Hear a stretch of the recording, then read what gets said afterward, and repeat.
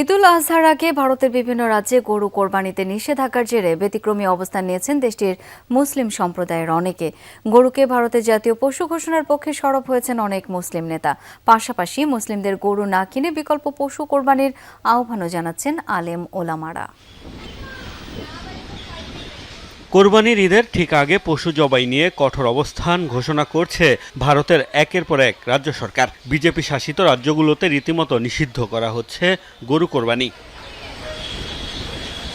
দক্ষিণ এশিয়ায় কোরবানির পশু হিসেবে সবচেয়ে বেশি জনপ্রিয় গরু, সেই গরু জবাইয়ে যখন নিষেধাজ্ঞা আসছে তখন কি ভাবছে ভারতীয় মুসলিমরা?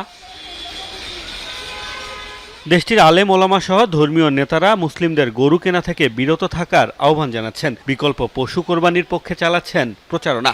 এমনকি গরুকে জাতীয় পশু ঘোষণার দাবিতে সরব হয়েছেন ভারতীয় মুসলিমদের অনেকে। कि मुस्लिम समाज की ओर से गाय এটা একটা ভালো ব্যাপার যে মুসলিম সম্প্রদায়ের পক্ষ থেকে গরুকে জাতীয় পশু হিসেবে ঘোষণার দাবি উঠেছে। গরু কেবল একটি প্রাণী নয়, এটি বিশ্বের জীবন। গরু হিন্দুদের বিশ্বাস। গরুর দুধ আরোগ্য, গরুর ঘি ওষুধ, আর গরুর মাংস রোগ।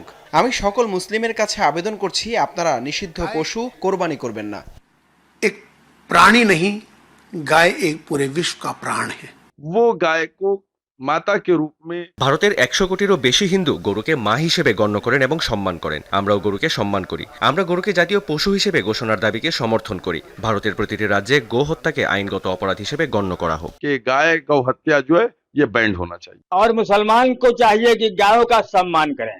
গরুকে গোমাতা বলা হয়। মুসলিমদের উচিত গরুকে সম্মান করা। সরকারের দায়িত্ব একে জাতীয় পশু ঘোষণা করা।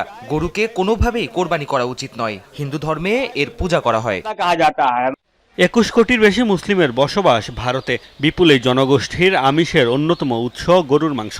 বলা হচ্ছে মুসলিমরা ভারতে গরু কেনা বন্ধ করলে তা বিরূপ প্রভাব ফেলতে পারে ভারতের অর্থনীতিতে। মোস্তফা মাহমুদ, যমুনা নিউজ।